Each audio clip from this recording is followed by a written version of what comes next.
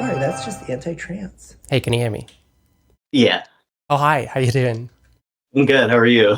Yeah, great. I'm just setting it up. It's a bit ratchet. I don't talk to people as much as I should. Hang on. Oh, you're fine. I haven't done this in a while either. Yeah. Do you go by McMad or do you want me to call you anything else? McMad or Oliver, like either Okay. way, or Ollie, doesn't matter. Cool. Right, what are we seeing? Sorry, you cut out there for a sec. Oh no, sorry. I have push to talk on, but not on my stream. Okay, It's so I can make fun of you behind your back. I'm joking. Not really. let's go. That'd be funny as shit though. No, I usually just pull faces and stuff, and then when I do debates, I don't give them my cam, so I can just raise them up a bit. There we So go. you do the facial expressions like Demon Mama. Yeah, Like, yeah, what? yeah. Yeah, how you doing? How you doing? Pretty good, pretty good. I mean, it's like morning here, so I got up a few hours ago, got some things done around the house, and I'm working on my next video for my channel. But Oh, yeah, cool. Hang on. Uh, what's your channel called? What's your channel called? Let me see. it's called McMad. Hold on, I can. Well, actually, sorry, the handle might be still my old one. I can pull it up real quick and post it in chat. Let's see. How have you been? What's your stream been like so far today? Today's been fun. Yeah, I started earlier than usual. I usually edit in the mornings and I do afternoon streams, but I had no editing to do, and my partner was at work all morning, so I'm just like, Nice, yeah, why nice. not? I can finish a bit early maybe. I try and do later because I feel like more people are around later, but yeah, I don't know. It seems to vary anyway.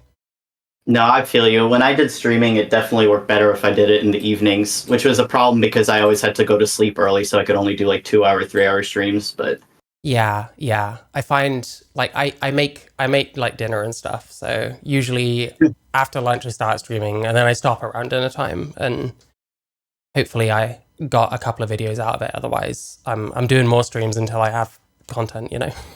nice, yeah. No, I hear you. I DM'd you my channel name Oh, cool. or I just the want to link. So yeah. the Omni I Poo only one. have like one recent-ish video on there because like my upload schedule has been so slow. But new one should be coming soon for sure. There we go. McMad. There we go. He's on screen right now. Hey, There we go. I've subscribed and it's up here. All right. So yeah. What are we getting into? so I've like watched some of your streams and some of your videos. I really like the critical approach you take to trans stuff. It seems like you have like you're pretty balanced on like being pro trans, but not like unquestionably, and you're also like reasonable gender critical without like going into any of the insane like sides of things. So there's a few things I heard you say. I can't remember them like right off the top of my head that made me think you'd be an interesting person to talk to about your general Yeah. perspective on like trans stuff. So yeah. Yeah, of course. I Oh, mean, where do you want to begin, I guess? so I guess like what was your like kind of experience and journey through like trans discourse, and like how'd you kind of end up where you're at right now? So like it's always been I haven't really been around lots of trans people like at first. I sort of I guess I started getting more online after I moved out from where I was living. I ended Mhm. up my first experiences of like discourse, I guess, were things like ContraPoints videos. I randomly came across Age Bomber Guy and then started watching other people in that kind of sphere and mostly just agreed with everything ContraPoints said, I guess, for a long time. I feel that, I guess. I took like a slightly different journey. I kind of ended up in that same area though. I was like a Bosch viewer and stuff for a while too. Oh yeah. It was just like it's annoying because there's really not much like concrete stuff out there like to answer questions trans people might have, and so you end up going with these people because they seem to have the most confidence to give you an answer even if it's not the right one. Like Yeah. ContraPoints on like AGP for example, or like even the trender stuff, she takes like a much more hashtag everybody's valid approach, and it's like, it works when you're first starting out, but if you had other things available to you, it might, it could have changed like your trajectory. Do you feel that way? Or I guess I don't know. I guess so. I mean, I think ContraPoints isn't such a bad influence. I think there's so many worse ones. That's And true. Yeah. I mean, I started watching stuff like that in like 2018 or even before that maybe. Gotcha. But like there wasn't much out there anyway. And she at least seemed like, I think if I listen to someone, I don't just think they're talking bollocks straight away, which happens way too often. That kind of Right. helps. Because I've always found some of this stuff like very fanciful, like just the idea of like you call yourself something and you are that thing. That's never really sat right with me. Mm. And I just kind of, I guess for a long time, it was all this kind of, well, everyone's different. People experience different things. Who am I to judge? Whatever. But, Right. when it comes to like rights issues and stuff like that, we need to be more concrete, in my opinion. And when none of it makes sense at all, like it starts getting worse. To me, it's like, well, why am I even throwing my hat in this ring? Like, I'm starting to think that it's kind of all meaningless. Right. Right.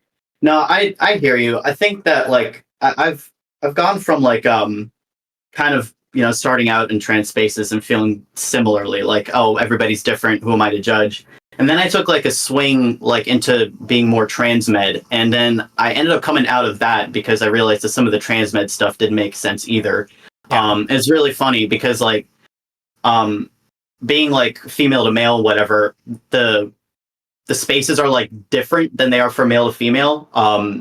And so like when I was first coming out and everything, I remember specifically there was this conversation about like, can you choose to be trans? I guess this isn't really like a gendered or like sex thing. Like male to female, female to male both experience this, but like, it was like, oh, like, can you choose to be trans or whatever? And I remember it actually caused me like to have a miniature panic attack because it was like, if this is a choice for me, then I don't need to be doing this. But if I don't need to be doing this, like, what am I missing out on? It seems like it would really help my life. You know what I mean? Yeah. And it was like this feels like something my conservative parents would tell me to like convince me not to transition instead of it being like a validating thing that is supposed to be more beneficial for trans people, you know. So I think like stuff like that definitely took me in the transmed direction, and then I realized the transmed stuff didn't make sense because it, long and short, I guess, is it takes away any of the social context, but the only way that transmeds ever judge whether you're truly dysphoric is how you socially present. So it's like it made no sense to take that out, you know? Yeah, I get that. And then you've got like the trans brain stuff as well, which I've never thought there was a huge amount going for.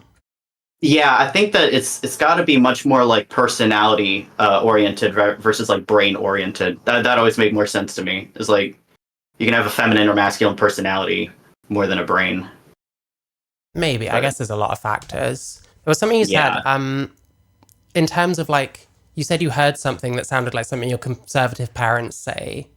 Do you think Mhm. that we kind of hear these kind of things that conservatives do say and then like assume that everyone that says that thing, they don't actually mean that. They mean something bad. Like they mean something like, I don't agree with trans in general or something, because that seems to be the conservative position. Do you think people do that?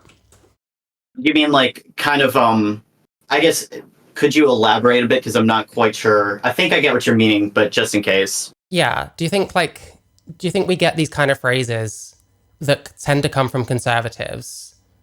And because you hear one conservative say it, we instantly sort of pin it to that. Like it's a conservative thing that they say. And Oh, like because of that, like anyone that says that now, they're not meaning what they're saying. They're a conservative and they're anti-trans or something. definitely not. I think that like it comes much more from a place of like wanting to validate and kind of like just people trying to be nice and say like, oh yeah, if you choose to be trans, you're still valid, like that kind of thing. The thing that bothered me when I initially heard it was that I was struggling with I was struggling to like decide whether I did actually want to come out and like take the hormones and go down the trans route. And sometimes you have arguments with people that you care about in your head who would dissuade you from that, and that's the kind of thing I would like hear them say in my head is like, well, this is a lifestyle for you. Why would you choose this kind of lifestyle? It was the same thing when I first came out and said I like girls. It's like this is a lifestyle for you, and you need to fix it. And for me, like even back then, even though I was like, knew nothing about like the trans community or anything, I knew that if this was something that just came down to a choice, I was gonna like avoid doing it. I was only going to do this if it was absolutely necessary. And so this coming from like my own community felt like it was giving me like mixed messaging, you know, that, oh yeah, you should do it because like everybody's born this way, but also if you choose to do it, it's also fine. It's like, well, what are we doing, you know? Why is it, do you think, that you were against it if it was a choice? Because I guess at the time I didn't really know I guess I didn't really know. And for me, the like HRT was a really scary thing, especially because like it hits so fast. And what if I regret it and all that? So I was really only going to do it if I felt like I needed to. That being said, if people do choose to be trans, like I personally don't have an issue with that. Like I'm not going to sit here and tell you you can't do that. But for me, it didn't make any sense for me to do it as a choice. If that clears things up a bit. Yeah, I think I get you. I wonder how much of it is kind of connected to, like, we like to, well, activists, should I say, like to connect like gay and trans issues together. I always kind of wonder how much of it is like the whole, oh, it's a choice to be gay. These are now channels. Sorry, I'm just having a problem. Oh, you're good. I think it's signed me out again. Yeah, I wonder how much it's like, because they said being gay was a choice, they're going to say the same thing to like invalidate trans, when like that kind of is what it is, right? I mean, to me, it kind of has to be a choice at this point. You definitely have to choose to transition, and that's something that like I had to somewhat make peace with, was the fact that like I may not have chosen to, you know, have what I feel like is dysphoria, you know, but to choose to like since starting medical transition, I have made the active like choice to try and be more of a man in like society and take on those roles, even if it's like inconvenient for me or if it's like not fun in that moment, you know. So there's definitely like a choice involved, and I think there has to be one if you're going to like do the typical integration thing and you know live your life normally or whatever. Yeah, I mean, hey, integration is a choice for everyone, right? Yeah, definitely. There's plenty of like people who aren't trans who also never integrate. So you know. Yeah, I mean, I probably have integrated better since I transitioned than beforehand, I would say. Definitely. It was the same thing with me. I was like, I think my maturity levels also just seemed to develop so much more naturally after I started transitioning. Like I was, for some reason, it was like I was more able to, how would you put it? Like more able to like learn life lessons and actually stop repeating the same mistakes I'd been making over and over again. Like it seemed like I went from being a like childish brained adult to like a normal functioning adult. Like yeah, I get you. I wonder, like, I don't know, you get kind of used to being trans. It's not really an issue anymore. I don't know if there's people out there that probably don't need to transition, and like if they weren't focusing on that whole thing, they probably could be doing something else. But like, I guess, how do you I don't know how you tell someone that kind of thing, you know? Yeah, it's really tough. I think we don't really have the language for that stuff yet to kind of nicely tell somebody like get some more life experience before you try something like this. You can definitely psych yourself into having more dysphoria than you did before. That's something I've noticed. Is like I I used to have like a different Twitter account than the one I have now, and like everything. I had like a bunch of accounts that were all kind of called like the Omnipooner or something along those lines, which is just like a joke on the female to male thing. But I ended up deleting it all, and after I took like a step back, I actually felt like I was less dysphoric than before. Still there, obviously, but because it wasn't up in my face constantly 24/7, it was actually easier to kind of like live my life and, you know, not feel as distressed about it as I did before. That's great. But, how long have you been trans? Since I was 24, so I think next month it'll be 2 years on T. Okay, fair enough. I feel old. How long have you been transitioning? So I started identifying at 24, which was about 10 and a half years ago. I started, like, my first appointment was just over 9 years ago, and I've been on HRT for like 8 years or something. That's cool. So how does it feel being on it for so long? Do you like have any regrets about estrogen or anything? It feels very mundane. The one thing I get is I take pills for my estrogen, and it has a bit of an effect on my liver, I guess. I can't drink very much anymore. But it's Oh yeah. it's something like I used to have a real problem with drink because I'm socially anxious. So like if I'd go out anywhere, I'd either get way too drunk and be annoying, or I'd just be like almost completely silent, you know. But No, like, I hear yeah, you. My partner's similar. He likes to drink to kind of take the edge off. That's really interesting to hear though, because it was the opposite for me. Like I still I still like feel the effects of alcohol, but I had to completely relearn my limits after I started taking tea, because like my tolerance has gone through the roof. Like I can drink way more than I used oh to. wow, I've Yeah, never and really, it is. yeah. Yeah, sorry, go ahead. Oh no, I was just saying I've never really heard of it going the opposite way. But I'm not like I've known plenty of like trans guys, but I don't know that I've known too much about their experiences, honestly. It's all over the place right now. I mean, the trans guy stuff. You know, you have the AGP discourse on like the trans woman side, but for trans guys, it's like rapid onset gender dysphoria and all that.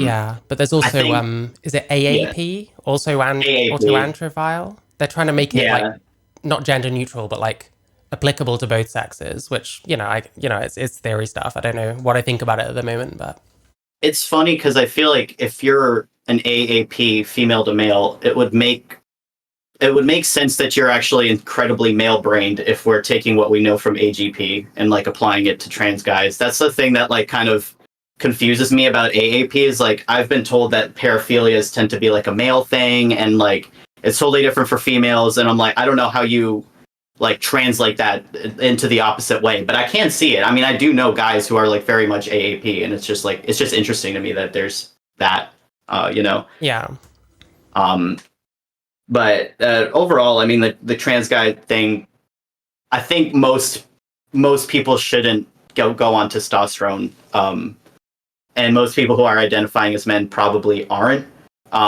The main reason I say that isn't because like, oh, you know, I'm better than them or they don't pass or something. It's more that like you can get some of the most passing trans guys ever, and they'll still act like women, and it's like I don't think you realize there is more that you were supposed to do. You know. I'm being like pretty blunt, but I don't know. Something that goes through my head sometimes. I see a lot yeah, of trans women kind of get mad at the way that some trans guys will act. It's like you get to take all the hormones or whatever, and then you still act the same way as you did before. I don't know. yeah. Like when I'm watching people, I think people in chat can probably say more than I can because I'm not trying to get a reputation for being a transphobe. I'm gonna get one either way. I'm okay with that, but I've already been there. Like I think people already think I hate trans people. So yeah. Do you ever get accused of like the ROGD thing or? I don't think I've ever been accused of being ROGD. I think my sister, because she studies like psychology and that kind of thing, she initially had like some serious concerns about me doing it. I think for my family, it did kind of come out of nowhere. I know for me, I took like 7 months before I even got on testosterone just to like see if this was the right thing to do, because I was afraid of like, what if this is ROGD for myself? The thing that kind of like helped me was realizing that genuinely, not like lying in the AGP way or whatever. Genuinely, I was a very masculine, like tomboyish kid. Body size, like the way I was built, was really like different than other girls.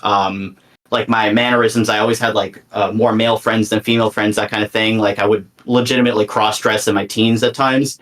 So like remembering that kind of thing was like, all right, I think there's a fair case to say I didn't just get this from the internet. You know what I mean? But um, I don't I don't know. Like the ROGD thing is weird. I don't agree with calling it gender dysphoria because I don't think it is. But yeah, that's just me. Yeah, I don't know. It's a pretty crazy thing. I mean, one thing you said, it kind of reminded me of how people talked about trans, like when I was coming out, like 10 years ago. Like people would say things like, you need to be like really, really sure. Whereas nowadays, it kind of seems like we're trying to encourage people, you know? Yeah, it's like, oh, just try it out and see how it works. And it's just like, dude, the stuff Yeah. does do like legitimate damage. I think from what I understand of estrogen, obviously I don't take it, so you would know better than me. It seems like you do have a bit more room to like try it out and like see if it works. Yeah. But I know for testosterone, it's just like you definitely have to be sure. And I don't Yeah. think a lot of people are prepared for everything that it does to you. So it's like it's not just physical changes; it's mental changes as well and stuff. You know. Yeah, of So course. Where did you kind yeah. of find out about trans?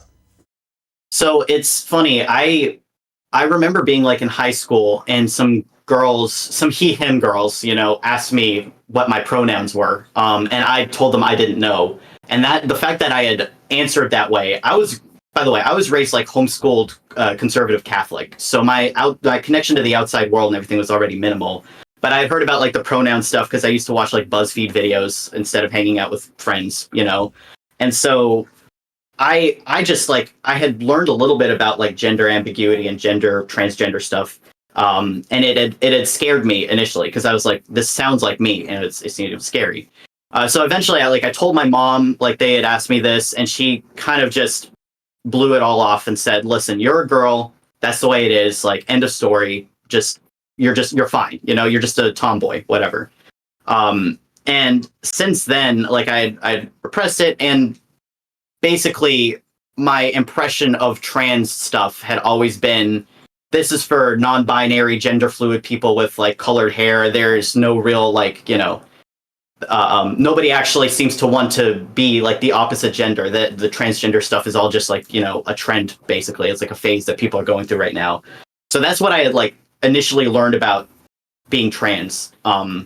It's funny to me now because like had I like seen what actual transitioning was like back then, I think it might have given me more confidence to believe in myself at the time that that's who I was. But yeah, then I got online, learned a bit more about gender dysphoria, realized, holy shit, this is me. And then it wasn't soon after that I started, Yeah, I think what's interesting there, like back in the day, I definitely felt that whole thing where it's like, if I transition, I might just look like an ugly man, And it kind of seems like we had the man in a dress like stereotype.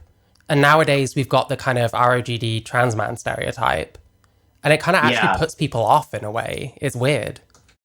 What puts people off? Like the trans man stereotype? Yeah, like the fact that, you look at trans people and you might see a Lily Tino and what's that, Aslan T. Bird, super feminine still, but with like facial hair. And like, I can imagine a lot of people that might go on to be transsexual looking at those people and just being like, well, that isn't me, Exactly. That's definitely, I see who you mean. I've seen this person around, the Aslan T. Bird person. Yeah. Yeah, I definitely know what you mean. This is the type of thing that like, I think, it might have done good for some people. It definitely did the opposite for me because this was my first impression, and that's what like made me write myself off as trans for the longest time. Because that's all I saw, So yeah, I mean, I think it is off-putting. I think what people don't like in both the man in a dress thing and the like more recent trans guy stereotypes is like I want to say it's like the uncertainty that kind of like projects from these people, or maybe it's like this uncertainty of like what we're supposed to make of them, because you have like this strange mixture of like masculine and feminine characteristics but it seems to put people off on both sides. Like it doesn't matter if you're like male to female or female to male. Like that combination seems to just really upset people.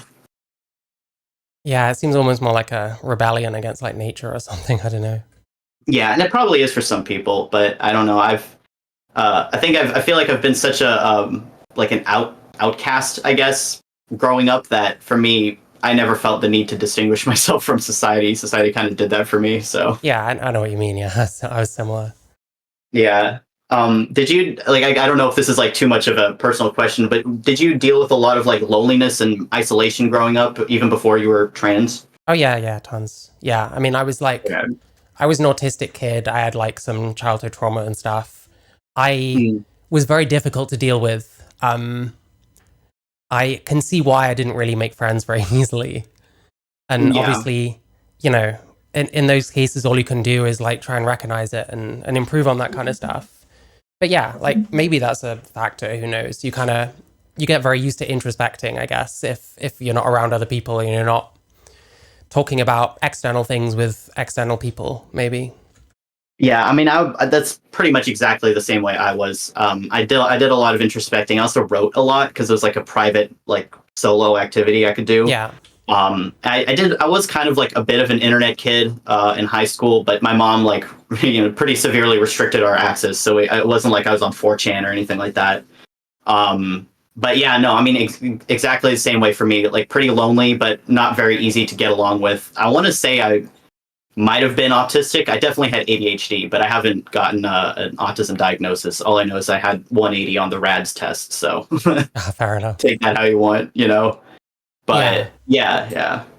Yeah, when you were saying about seeing the ROGDs, the men in dresses and stuff, the weird thing for me is like that kind of came after I started, and like Interesting. I did fine. I got on with people okay for the most part, and like the more that kind of started happening, the more I sort of saw a lot of trans women that I felt like I had nothing to do with, like I had nothing in common with, and like trans men doing whatever it is they were doing.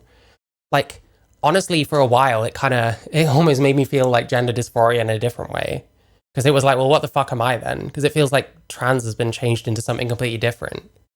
Yeah, definitely. I mean, I agree with that 100%. Like, I definitely feel like it's changed and it's become something different. I also understand the gender dysphoria thing.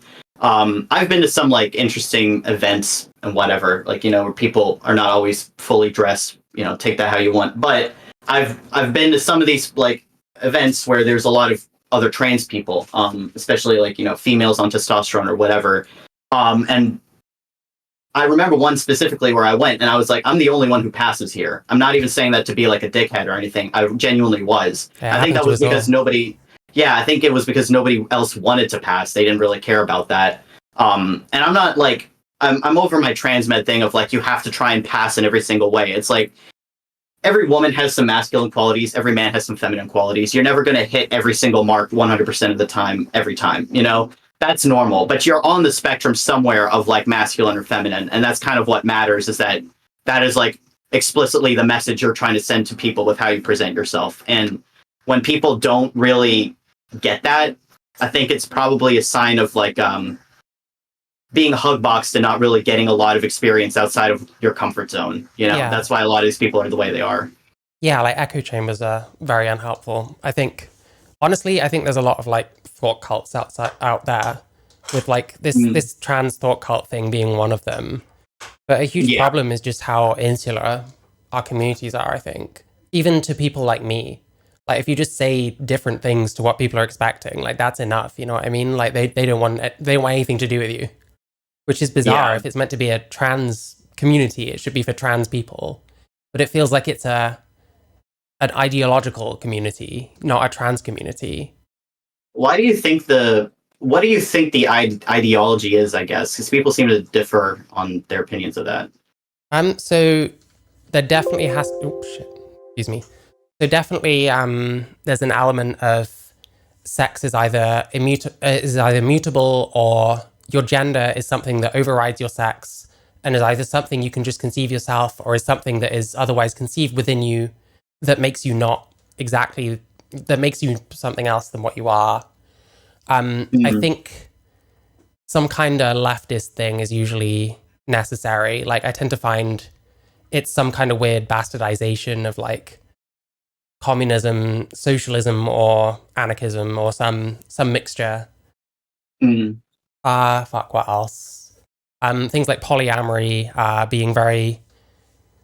being very progressive, being very supportive of things like fat acceptance, even if you don't think being fat is healthy. Like if you think that being fat is unhealthy, be quiet about that kind of shit, you know? Right. I definitely agree. Sorry, I didn't mean to cut you off if you had other stuff. Oh, no, I'm just coughing.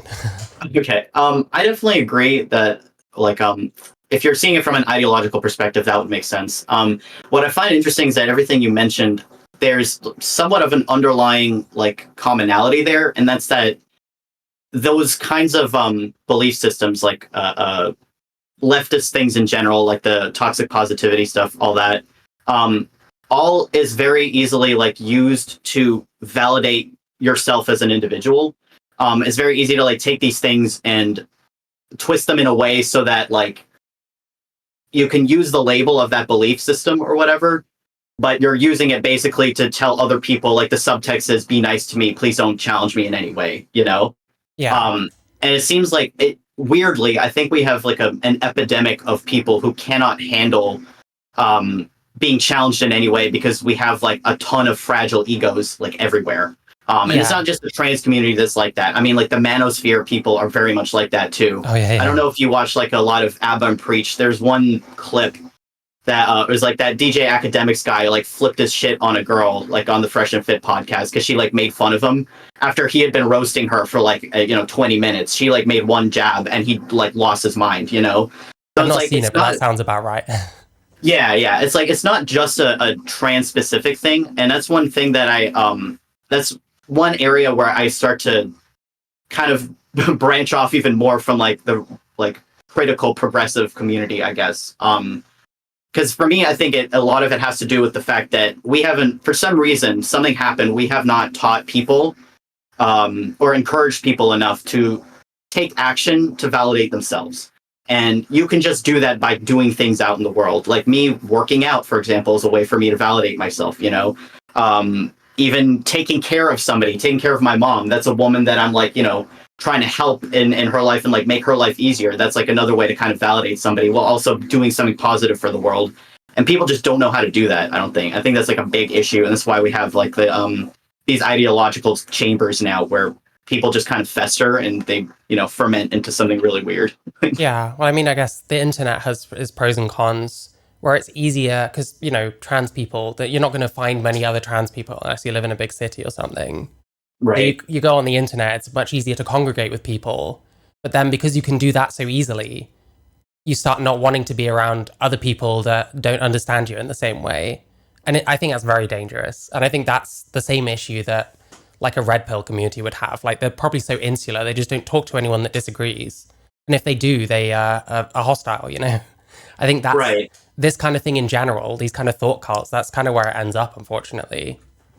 I definitely agree. And it's like from a very animalistic like perspective. If you were to just do everything that feels good, that is where you would end up. It's like logically speaking, why would you want to talk to people that are different from you? Like it wouldn't make your ego or anything feel good. It would just be like unless you have like an interest in talking to people who are different. I don't think that's a natural thing for people to have. It's like you want to be around people that are similar to you, and it tends to be that people who are similar congregate. It's just the lack of reaching outside of that's the problem, Yeah, like there's nothing intrinsically wrong with being trans and wanting to talk to another trans person.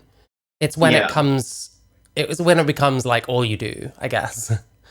I actually had an experience with this in real life.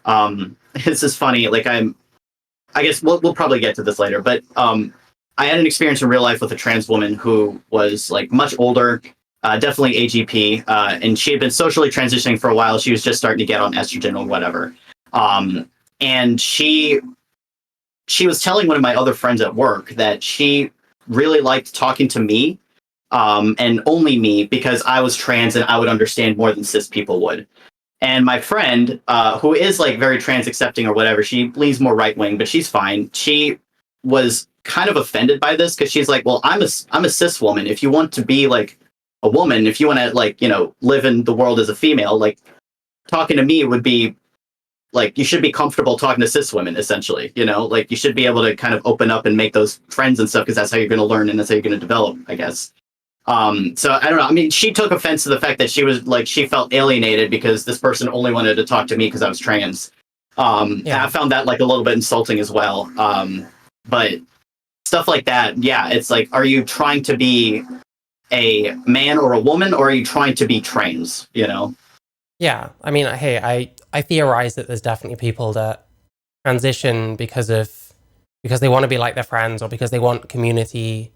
I think there's probably, maybe it's more of a trans woman thing, I'm not sure. I think probably a fair amount of like males who become trans women probably started transitioning at a point where their life was like in the shitter, Yeah. Because it was kind of true of me, I guess. I had to deal with being alone for the first time in a while because I had to move somewhere else, and that was difficult.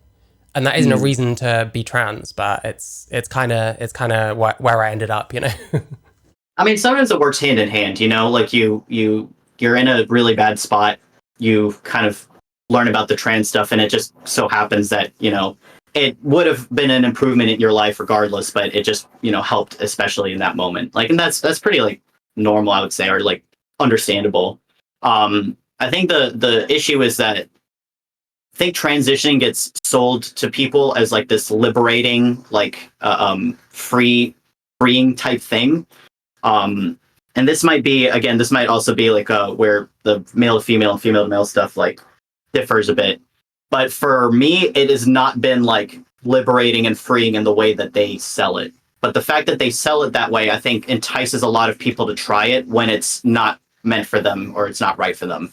I think this is one of my theories, is that like modern feminism has influenced the trans community a lot, and people don't recognize it because it would mean doing the unthinkable, and that's like basically holding feminists to account and actually starting to question them and pushing back on some of the messaging.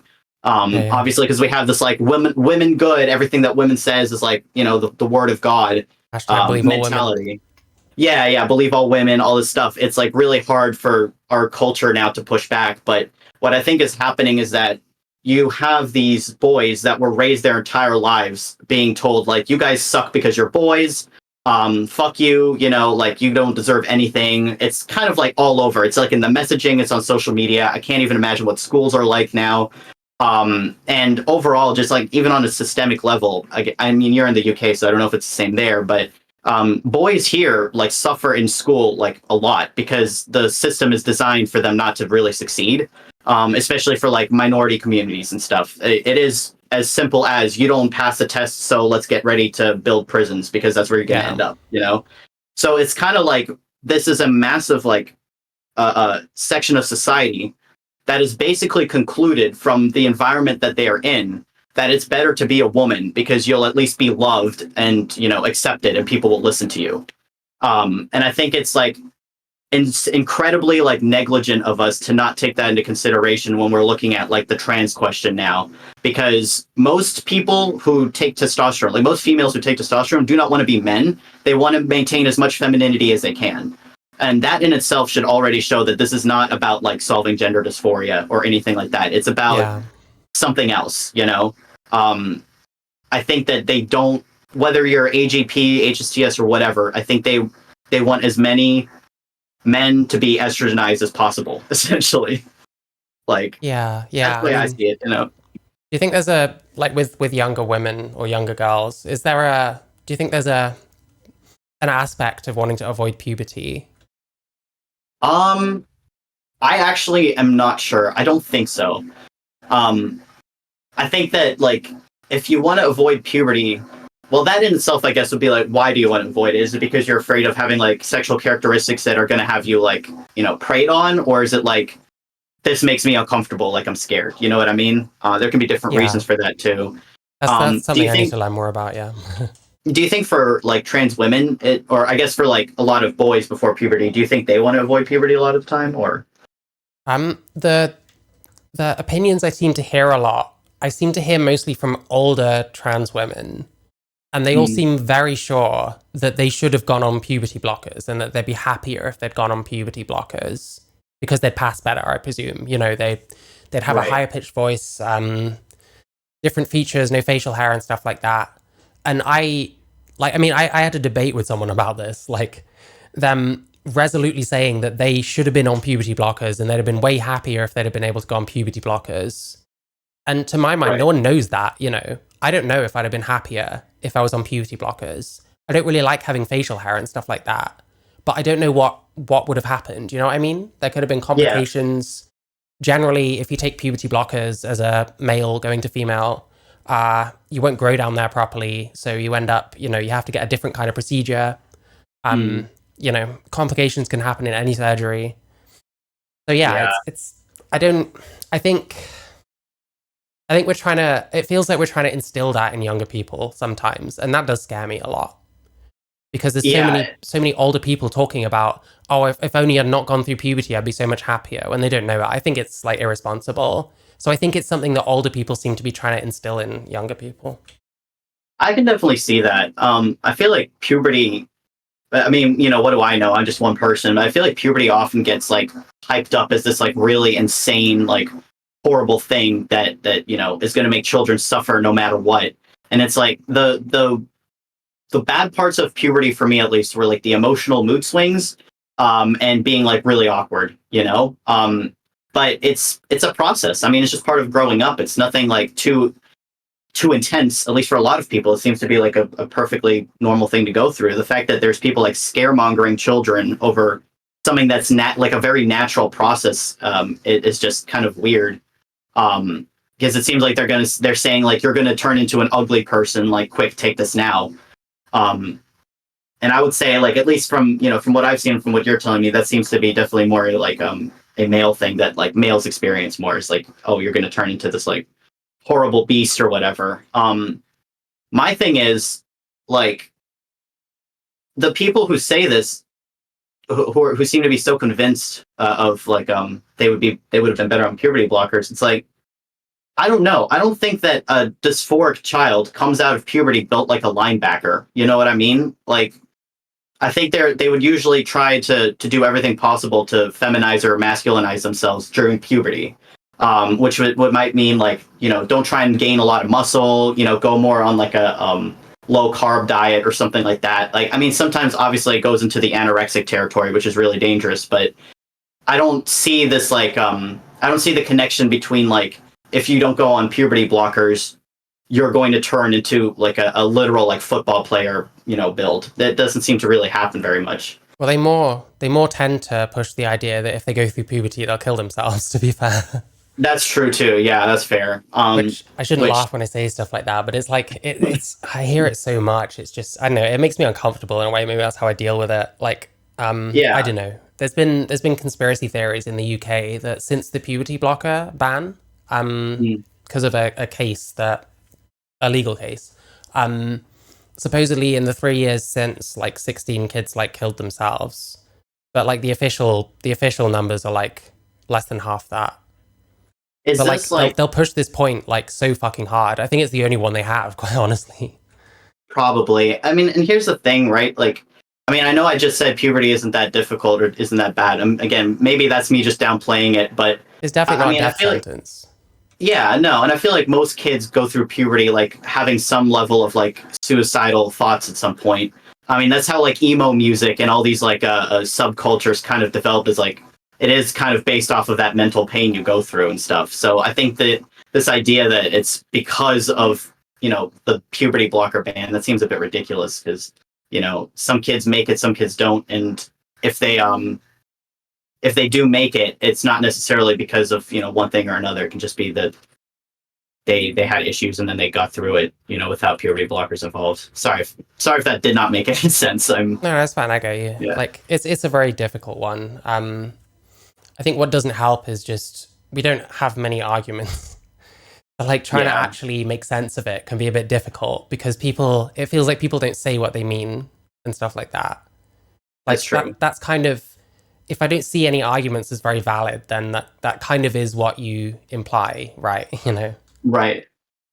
Yeah, no, for sure. I also think that, like, I don't know. I mean, I guess so. Since you have transitioned,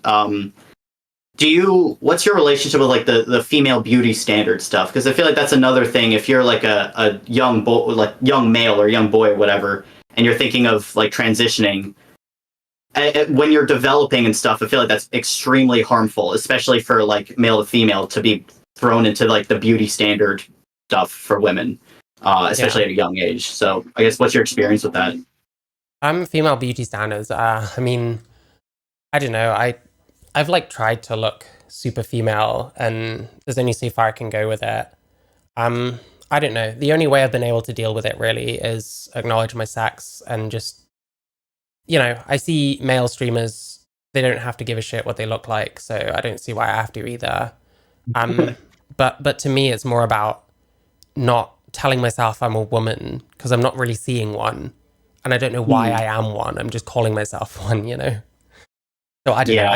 I think changing my perspective was helpful, and I think a lot more things are perspective based than we realize. And if people thought about things a bit differently, they might realize that they could transition and be a lot happier without being delusional and without instantly taking offense to literally everything.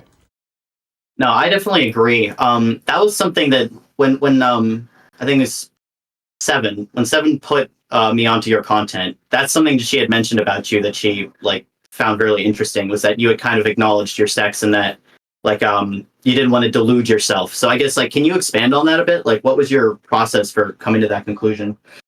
So I guess during COVID and stuff, I was on my own a lot. I didn't have the same amount of like affirmation that I used to get, which, you know, is a powerful thing. Yeah. Like, yeah, like I said, I couldn't look in the mirror and find a woman. And I'm like, why am I calling myself this? And I guess, what am I trying to say? It was a combination of that and like the rhetoric coming from my trans friends, and like there was a local trans space for a long time that I think it's only been gone like a year or two. It was there a long time, and I've been lived here for a long time. The rhetoric coming from these people was getting increasingly strange and like confusing, and it became less of a whole thing of like, well, you know, everyone's valid and they've got their opinions, and more like, I actually think that shit I actually think the shit people saying is just nuts at this point. So I felt like I had to kind of reject everything, even what my own mind was telling me at a certain point. And I don't know, ultimately I'm born male. I had a part of me inverted. That doesn't make me a woman. Taking hormones so that my chest grows in a way, I don't see how that makes me a woman. Right. Ultimately I feel like my gender dysphoria is more just a compulsion to like feminize and to be seen as like feminine. And I don't see anything wrong with that. I don't have to go around calling myself a woman. I'm just a person, you know? Yeah. That's like a really interesting like perspective. Sorry, you said something that I think I've already lost it, but overall, no, that makes a lot of sense. I think it's a bit similar for me. I don't when I was first coming out, I was like, yeah, I'm a guy, like I'm a man, you know. And nowadays, I'm like, it has. I think for me, it's like very much rooted in the lived experience. And I lived an experience that was not fully female and not fully male. You know, I didn't have the like female experience of like guys constantly hitting on me and stuff, because I wasn't built like a regular female. I wasn't very attractive to men.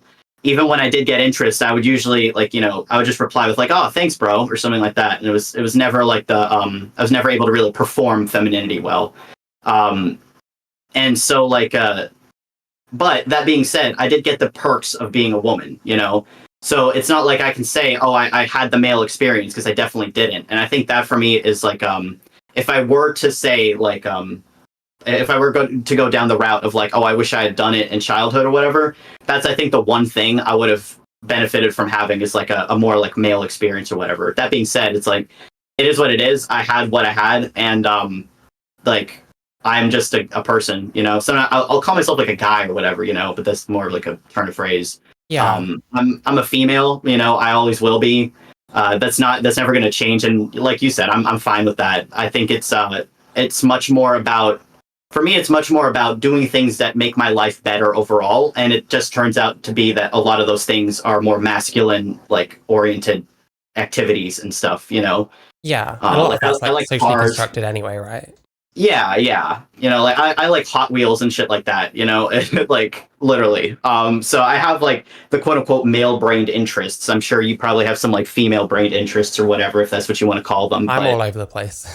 Yeah, exactly. So it's kind of like that's ultimately what matters, is that you're living a more functional life, and I wish people would look at it more that way. It's not happiness is like such an abstract, like arbitrary term. Like that can mean anything. That can mean like the gender euphoria thing that they're always talking about, or it can mean like I just I feel more content in life in general. And for me, it's like I can function better now. It's the same like with my ADHD meds or whatever. It helps me function better. So I just see it as that, and as long as other people are calling me a man and I can find a bathroom to go pee in that isn't going to make people yell at me, that's cool. Yeah. I mean, I think ultimately I just accepted that I didn't feel like I was female. Like when I was a kid, I had thoughts and stuff, but it was about like wishing I was a girl, Like I'd rather have been born a girl. And anything I'd change really would be in service of that, you know. And Yeah. there's not much you can do with that really. Like, it is a bit kind of damning, but you know, within who you are, you can really be whatever you want. Ultimately, it shouldn't actually matter as much what label is put on you. That's definitely true. I know for me, I definitely called myself a boy at one point when I was a kid. But for me, it was more like it was like a desire to be one, but I would phrase it in my head as like, oh well, guess I have to be a boy. What can I do about it? Oh no, you know, kind of like trying to make it seem like something that I didn't have a choice in, or like that I didn't have a desire for. That was more like, you know, the male life chose me, not the other way around. Yeah, it's But natural, so it's overall, valid.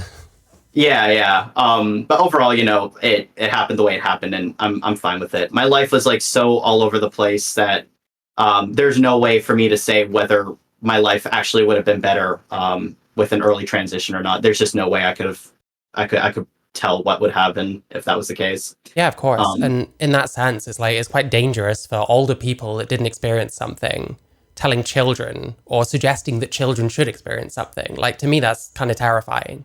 Yeah.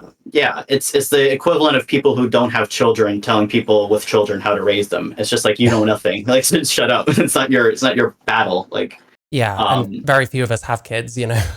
yeah, exactly. And on top of that, then to like emotionally attach yourself to this issue and then making it like we're killing you or like you're in danger if children don't get to transition. Like, I never understood that either. I think, I reckon people are taught to do that. I reckon that's a way of kind of making it harder to argue, because you're going to get people that feel like they're being dicks if they're trying to argue against someone's like personal shit, but the personal stuff is only relevant because someone made it personal, you know?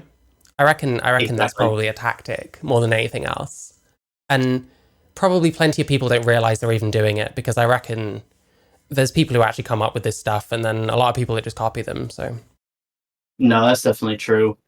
So question, do you this is something I see a lot. Do you think that trans women have it harder than trans men, or the other way around? Do you think that there's any validity, excuse me, to that conversation?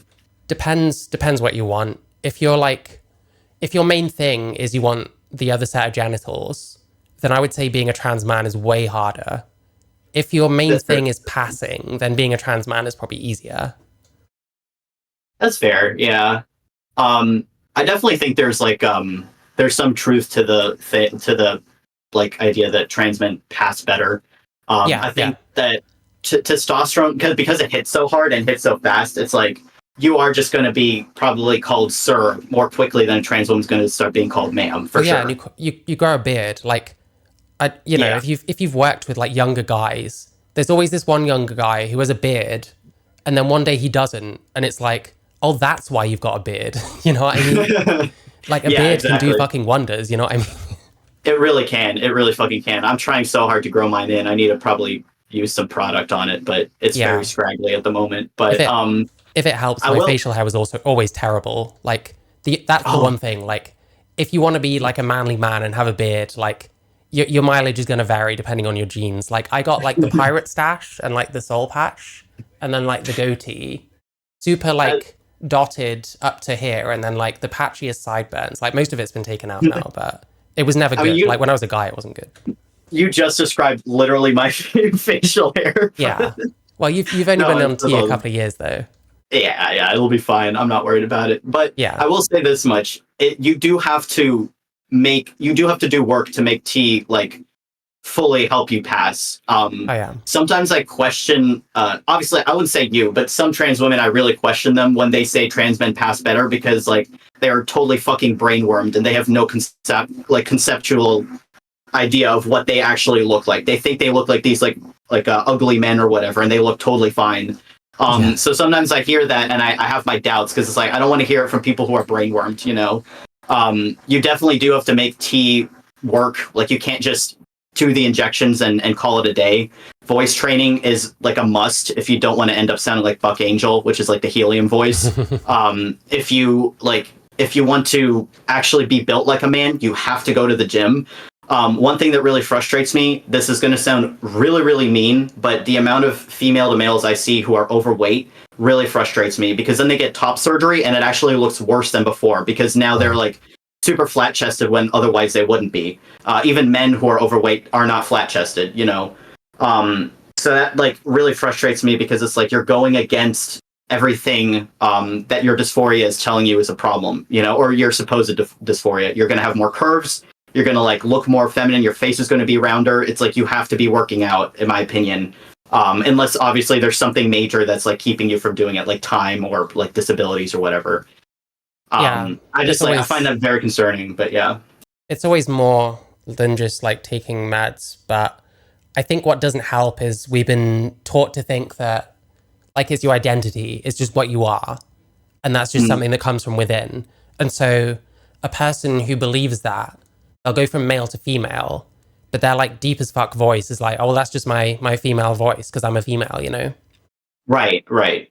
Yeah, that's like a total cancerous mentality. Like it's basically I feel like it's reordering like the arguments. It's like usually be you're a female, so therefore you have a certain voice, not I choose to be a female and now anything that I say is female, like anything that I have that contradicts the like narrative of what female is now like actually it is female. You know what I mean? Well, it's either that or you're born female but in a male body, and like your male body is a condition you have or something. Right. Yeah, yeah. It's more like the transmed thing. Yeah. I mean, I don't subscribe to like transmed stuff. I thought I did for a long time. Me too. I think I blamed like the non-binaries an awful lot, whereas nowadays I'm like a lot of transsexuals, a lot of gay people, a lot of straight people even have kind of been just as complicit. Like there was definitely some kind of concerted effort to open this up to be about more than I've got crippling dysphoria and I have to change, otherwise I'll I don't know. You know. No, definitely. Definitely. And it is weird. Like sometimes I wonder about why that is. Like you're not wrong. There has been like a concerted effort to do that. And sometimes do you think it's as simple as just like the WPATH wanted more money? Like they wanted to make more business, or do you think it might have been something else? I know it's extremely complicated. I mean, Yeah, WPATH more, they've forced the kind of they've forced like the affirmative model on like most countries, and it's only now that countries are starting to reject that, like here in the UK and like Sweden and Finland, and like the US looks like it might be joining those countries, which, you know, I'm not a Trump fan, but I'll certainly take that, you know what I mean? But yeah. I mean, it feels there's definitely been a move towards accepting people are what they say, when there's the quite obvious counter that people lie and that people are delusional sometimes. Like, yeah. To me, what I often end up saying is that I don't think a lot of people know themselves as well as they think they do. And again, that's an extremely difficult thing to like argue to someone. Because if you tell someone they don't know themselves and here's how they really are, someone's going to like rebel. And I do the same thing. I hate people pretending like they know me. You know what I mean? Yeah. But at the same time, at the same time, like, if I'm to say I'm being myself, what does that mean? Am I actually being myself? Do I just think I am, you know?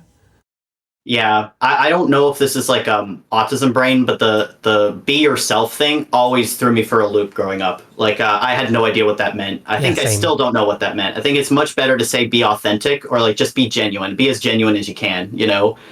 I think that's like a better way of wording that. But like overall, no, I agree with you. I definitely hope the US rejects like the affirmative model, and that, you know, we kind of get back to reality. I will say also, what you were saying about how difficult it is to kind of tell somebody they're not being themselves and here's what they really are. There's also a danger with that, you know, is like you can get people who will tell you that you're something that you actually aren't, but they have an interest in you being that thing, you know? Yeah, of course. And that's why it's like really important to have like the introspective like quality of being able to look at yourself and observe yourself objectively, and not let other people's opinions of you or your own opinion of yourself like influence like what you're observing behavior wise. Yeah, that's why I try not to speculate on people too much if I can help it. I think if there's one criticism, like I like quite a few of the kind of the YouTubers that talk about like AGP and stuff. I do find some of them are quite quick to like diagnose people. I don't know how comfortable I am, because I get Yeah. diagnosed with all sorts by all sorts of people, and it's just kind of okay. But at the same time, like, I don't know, people believe in certain theories, they're gonna apply it to people. So yeah, Yeah. I don't have a particular theory that I push though, so I guess that's the difference. But there's nothing intrinsically wrong with like pushing a theory, I guess. It's when it gets to the point where you can't speak against it or you get cancelled, like stuff like that starts to get a bit ridiculous. Definitely, for sure. Yeah, I was looking at the Ray GP guy. Yeah. He was reviewing the doll cast, and he was saying like basically everybody on the panel was AGP. I was like, I don't know. I feel like you're jumping to those conclusions. Like Brianna for sure. To be fair like, to him, Yeah. I'm pretty sure Taftaj and Skylar were saying that they probably are. Well, yeah, definitely. Taptage is definitely AGP because she's talked about that stuff. Yeah. But it was just funny. Like it was more funny. Like I guess the way he said it was like you're AGP, you're AGP, you're AGP. It was just like I feel like some people definitely take that to a degree, like a ridiculous degree. Yeah, I get you. I like his content though. I mean, he seems like a nice guy. I've spoken to him before. He does seem like pretty chill. I definitely want to. I follow him on Twitter. I might start looking at his content more.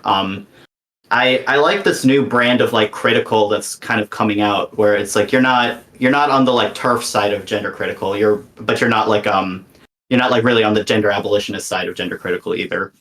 Yeah, I mean, I see a lot of people.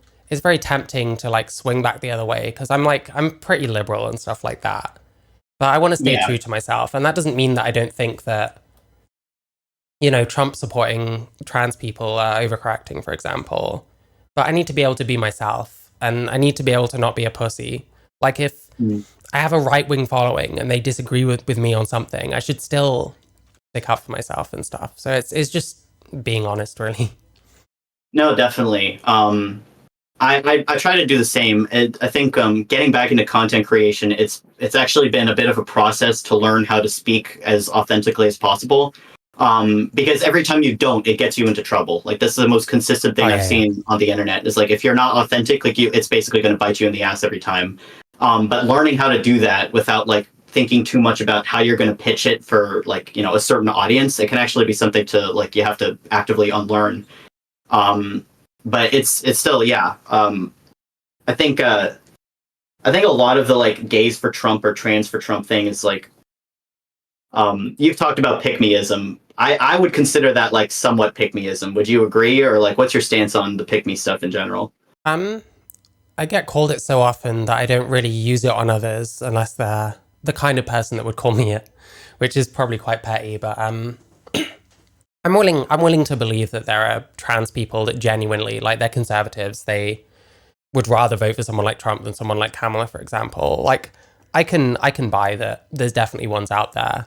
And there probably is some that are kind of more rebelling because they got sick of the left and maybe they're in for a rude awakening, but it really depends what Trump does. But like, I don't know. I try not to be too cynical if I can. Like I watched a Mr. Mano video before this and he's someone that I find a bit over cynical. I find him really cringe, I'm going to be honest. 'Cause he's, I feel like he plays it up so much. This is something that the first week after Trump got elected, I was kind of molding. I'm not gonna lie, I was like pretty pissed off. I tend to buy a little too much into like the fear mongering on the left, and I'm trying to like stop doing that as much.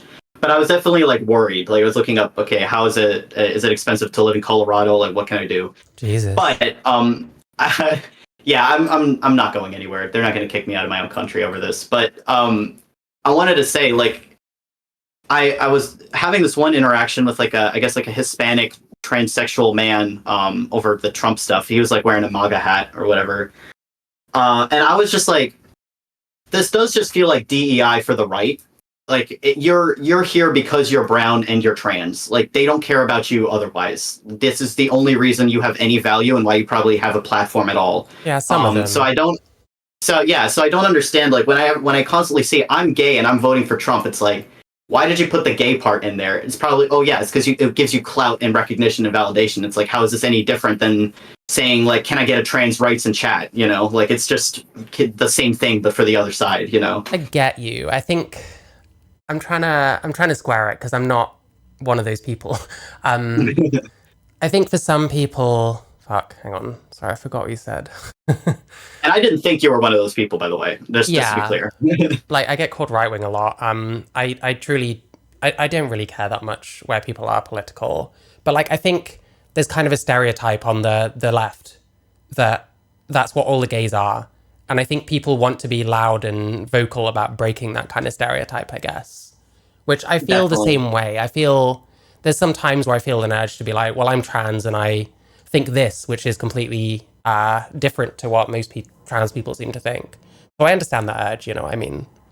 Oh, definitely. I'm kind of similar. I kind of hate how often sometimes I have. Well, how often I've had to say in the past, like, oh yeah, you know, I don't believe in any of that other trans stuff. It's like I'm not even saying it in order to like be a pick me or for people to approve of me. It's more like it's more of a way to like reassure them that I'm not gonna cancel them or flip out on them. You know, Yeah. Or even it's yeah. convince a few people that, like, you know, not all trans people are extremely far left, you know? Because Yeah, yeah. I hear these stereotypes from the left as well. Like, I watched fucking, what was it, Vorsh, talking about, like, how disappointed he is that Sarah McBride didn't respond in a different way. It's like he expects a trans person to have particular opinions. Like, to me, that's very transphobic. Oh yeah, definitely. But I mean, you get that with any kind of like stereotypical white liberal. They do that to every like marginalized group. You know, it's like, oh, I'm surprised to hear you be like saying that as a black person or whatever. You know, there's always people. Even I do that at times. It's like people will surprise me with their opinions, but you know, Yeah. is what it is. Honestly, to a certain extent, I think people don't actually want to engage in real conversation and don't necessarily have any arguments against what you're saying. So they just pick at something else. So it's like, oh, well, you're just being a pick me because you're a trans person, but yet you don't think trans women should be in women's sports. Like, that's a way to avoid any actual conversation, in my opinion. No, definitely. You're absolutely right on that. And it's like it's unfortunate because these things do need to be talked about, and they need to be talked about like with like more objective. Like they need to be discussed more objectively. You know. Yeah. And it seems like you can't. I mean, you can't say anything without somebody getting like hurt by it, and it's like, sorry, if you're transitioning, it's best probably to just get out of sports. I'm gonna be honest. Like, there's plenty of other things you can do. You can even become like a sports trainer or a coach or something. Like, you don't even have to leave the field altogether. But hey, you get like, the odd one that just tries to go in with the men's anyway. I do find it like I would be interested to see if like a female to male who's trained like their ass off, how they would hold up in like a fight against like a male boxer or something. That would be interesting for me to see because I think there would be I think he would probably benefit from being on testosterone stuff a little bit. But I just don't know, you know, like so many of them are so short, like I don't know what to do. I guess it's easy headshots, I guess, isn't it? Yeah. Yeah, so who knows? Yeah, like the sports thing, I think all we can do is take the L right now. There isn't a good argument for it. I was saying this shit like 2 years ago and stuff. Like, we need to take the L on it. Like, it's been so long. It's just not working. And there's not much good evidence that we have a place where males can go in with females and compete fairly. Yeah, sorry, that was my dog barking. That's okay, don't worry. No, I agree though. I think that the sports thing and the children thing, like if you don't touch those right now, you'll be okay. I really think that anybody who wants to be a trans advocate, the first thing they should be advocating for is more research, period. Like across the board, we need to study this stuff more and we need more funding for like labs who are doing the research. Like it still frustrates me that Michael Bailey and the other guy, I forget his name, Ray Blanchard. Ray Blanchard, yeah. The fact that they both just said, well, we figured out AGP and HSTS and that seems to be it. It's like, well, you have an entire other half of this, you know, population that is also transitioning and you have nothing on them. Like, you know, nothing about female to male stuff other than some of them are hysterical women who are just doing it because of ROGD, you know? It's like, there's really nothing there to kind of like fill out the picture. And I find that extremely frustrating because people will use the ROGD and like the trans statistics of like how many females are identifying this way now, and they'll use that as like as an argument against trans healthcare, even overall. Like a lot of these detransitioners who go from female to male and back to female just want it completely banned altogether. And it's like I think that's unrealistic. I don't think that's likely to happen, but it's going to get worse if we continue this like infantilizing and like brushing women off as just like being hysterical, or just females in general. Like the I would say there's an argument to be made for medical sexism there, but you know. Yeah, we don't. I mean, certainly at the moment, we don't like listening to women. You know, I feel like I don't know. Every time I've been looking at the bathroom stuff because of Sarah McBride, and we just. It feels like the people that are supposedly on our side, they hear what women say, and then they're like, oh no, they must be lying. Based on nothing. I'm just so confused by that shit, you know? It's the same with like cis women too. My sister, I'm not going to give away like any personal information, but she has had like some serious health problems, where she has just been blown off by doctors until it got like even worse, you know? I have no idea where this comes from. I have no idea like why it is that way. I would reckon that there's probably a lot of doctors who have seen cases of women like making stuff up. I don't know. That's what my assumption would be, is that they're just throwing like the baby out with the bathwater kind of. But again, I don't know. I mean, like I think anybody anytime somebody says they're in pain, like you should take them seriously, even if it's not what they think it is, you know? Like yeah, should always be asking questions and stuff. So I have no idea where that comes from at all. Like, I think it's just likely a result of a lot of doctors being older men. Yeah, maybe you just got one that was terrible at his job. I mean, Jesus Christ, like, you know, I've seen the odd like horror story about like surgery and stuff.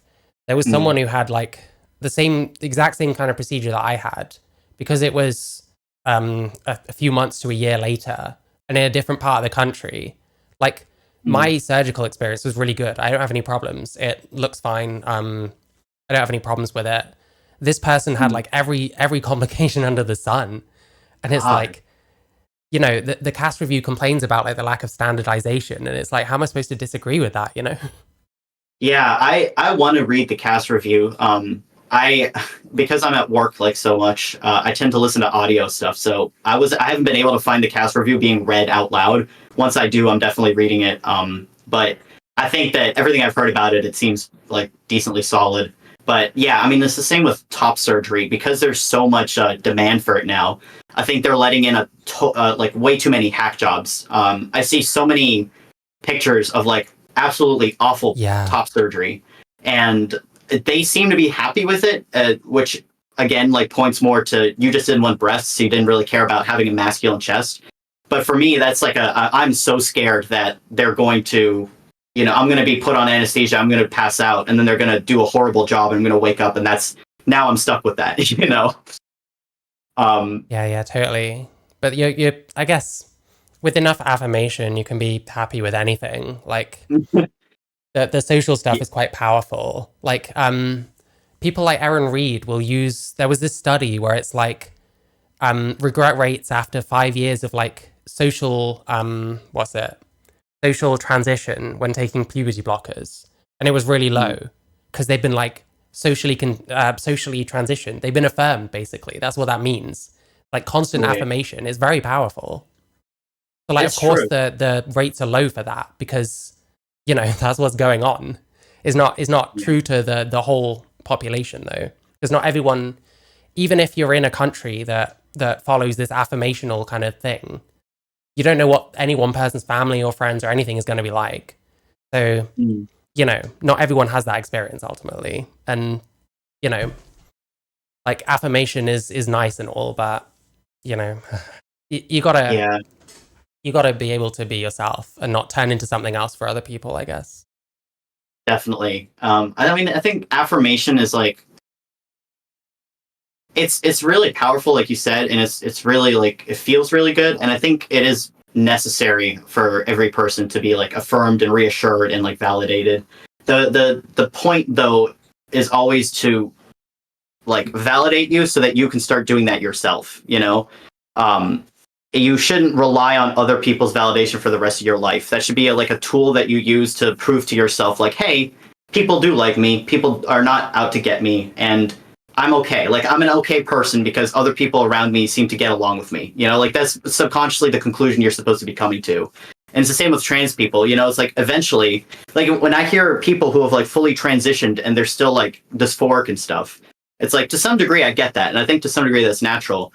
But also, you are supposed to do something with the surgeries and the affirmation you're getting, and you are supposed to be able to say like, hey, I'm woman enough for the people around me, or like I'm man enough for the people around me. So, you know, even though I'm a male or I'm a female or whatever, like it's enough for me to get by like in this way. And you have to just kind of like make peace and let that go and stop obsessing over like not being, you know, the most woman out there or vice Yeah, like versa. labels, you know, which label are you using? Does it matter that much ultimately?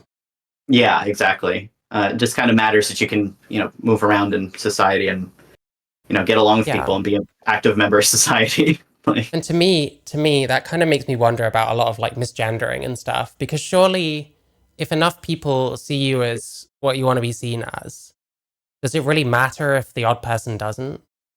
exactly. And so to me, it's Um, kind of like, yeah, there's going to always be people that see me as male. If someone calls a male person a he, is that hate speech? You know what I mean? Like, that sounds right. preposterous. It's I run into that with my family. I've been in like chats or groups before where people are they act kind of appalled at the fact that I just kind of let my family do whatever they want, like as far as my gender goes. I think my sister has she's slowly starting to come around to it. I think she sees much more than anybody else that this has worked for me really well. But I mean, my mom still calls me a girl. She says I'm, you know, I'm always going to be her daughter or whatever, and it kind of sucks, but we made a compromise and it's been fine. Like I don't really see the need to shove something down their throats. If they don't see me that way, I wouldn't want them to tell me that they do. You know, I always want them to be honest with me first and foremost. And listen, if they still see me as a girl after, you know, all this, then, you know, props to them. They're probably more progressive than most people. So I don't know what to say. Like I just don't care. Yeah, totally. Like, I think I got to a place where I was like, you know, I can't force people to see me as a woman. I shouldn't Mm, be compelling anyone's speech anyway. To me, I don't see that I have the right to the words out of someone else's mouth, because yeah. if I do, that would assume that I should be able to control them somehow. And I have no desire to control anyone, you know? Yeah, you can't control like other people's perception of you. I think people who try to control that, they probably I mean, I'm not a doctor, but it's that reeks of like some kind of personality disorder to me, you know, or something's wrong in your life that you need to fix before you try to do anything gender wise. Because you just have to understand you can't like control what other people say or think about you. Yeah. So you don't see other forms of therapy as like conversion therapy, then I'm guessing. Definitely not. My one thing with therapy is that I would my thing is that like if you get a dysphoric child and you give them like a therapist who ends up being like a turf or something, I think that they could end up trying to like gaslight the kid out of who they actually are. Like it could go in the opposite direction. Like um I like to imagine this from like my experience as a child growing up. If I had told my mom that I was trans, she would have tried to find a Christian therapist for me, you know, and that therapist would then be kind of like saying what my mom wants them to say instead of like them giving me actually helpful psychological advice. I So guess it's I guess the tricky for problem me, is, but I yeah. yeah, I lean towards that. You know, I will lean towards therapy being okay. I guess the problem there is that people go in with the conclusion first, where it's like, Mhm. Jesus will fix this. Yeah. Or, you know, sorry, I don't have another example, but people do that a lot, you know, like we go in with the conclusion first and then find what fits it, you know, Yeah, and it's people will natural for just a doctor therapist to shop, you know. no, sorry, yeah, I didn't mean to cut you off, but yeah, it's like Okay. natural for a therapist to come in with their preconceived ideas of the world, just like it is for me to come in with my preconceived ideas that I'm a man, you know, or a woman or whatever. So it's like bridging that gap is tough, but if you have somebody who's ideologically like married to like Christianity or feminism or you know trans stuff, it's like yeah, it becomes a problem. Sorry, what were you gonna say? I interrupted you. Oh, I can't remember. Don't worry about it. Okay. Um, Speaking of personality disorders, I don't want to keep you for too long, but I was interested what your experience with Brianna Wu was. Oh, okay. So I never knew much about her. Like, I used to read things like Encyclopedia Dramatica back in the day, if you know what that is. Yeah. So I knew a bit about her because I read about like trans people and stuff before I became trans. For some reason, like ugly trans people was a bit of a fixation for me for a while. I don't know why.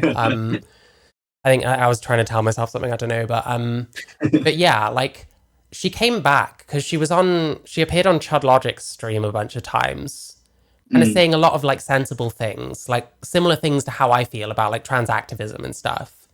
So for a while I was kind of like down with her. I'm like, who's this person? Like, who's Brianna Wu? Like, I thought she was cringe. Like, what's she doing? Like saying some sense. And I think to an extent Chud Logic kind of was expressing the same thing. And as it went on, it kind of became clear that she's not the most honest person in the world and stuff like that. I followed her on Twitter for a while when I came back because I started my channel in May and I started my Twitter not long before that because it was literally for this. I hate Twitter. I'd never use it otherwise. But yeah, eventually she, what was it? It was the Dollcast thing when she shot on Ray Alex Williams. And I wasn't cool with it because all he'd really done is like applied his theory to her. She was talking about how he'd like made all these videos about her, which wasn't even true. Like he'd mentioned her a couple of times in streams. And then the next week she has like Colin Wright on who, you know, if you're going to accuse Ray Alex Williams of like invalidating trans women, it kind of feels like you'd make the same criticism of both of them. Pretty much. Right. I felt like it was bullshit, like going after that one person like that, who to me seems like a nice guy. And I don't like the idea that we're trying to completely invalidate things like AGP because it's ideological to do so. And I don't see why gender identity has any more validity to it. In fact, I think it has way less validity to it. But like, I guess it was over that. And then I asked her about it and she wouldn't give me a straight answer. So I started being like, you know, I actually want a straight answer, not just talking points. And she's like, what the fuck is your problem and stuff? And I'm like, he doesn't invalidate trans women, does he? And I'm like, you know, people call you a man all the time, but it's what he said that like set you off. It's confusing. And she blocked me. So I'm like, okay, you know, if you're trying to make, you know, the way I saw it, like it almost sounded like she was trying to get a bit of a Mean Girls moment going. And I had respect for the other people on the Dollcast panel for not really taking the bait. And like one of them, I think it was Skylar, even kind of tried to understand this Ray GP thing a bit more and not just like shit on him more, you know? Right. So right. I thought they actually like dealt with it quite well. I just thought Brianna was being really shitty. And I don't think she's changed. I think she does the same kind of SJW bully shit, cry bully shit. I think she says a lot of completely insane shit that any TRA could be saying. I just don't think she's changed. I don't think she's honest. And the other thing that really bothered me, do you know of a streamer called Queeman? Yeah, I'm in his Discord a lot. I nice. love his content. Yeah, like his his debate, if we're calling it that, with Brianna Wu, like that was like infuriating to watch. Like it was painful. That was crazy. I was actually on a Chud stream like the day after that happened because he reacted to it, and I had briefly come up. That's kind of where my whole thing with her like is. Like that, I think that's probably the craziest drama I've been in so far was with Brianna. Basically, so what happened? That's crazy, by the way, what she did with you, but that tracks with everything I've come to understand about her.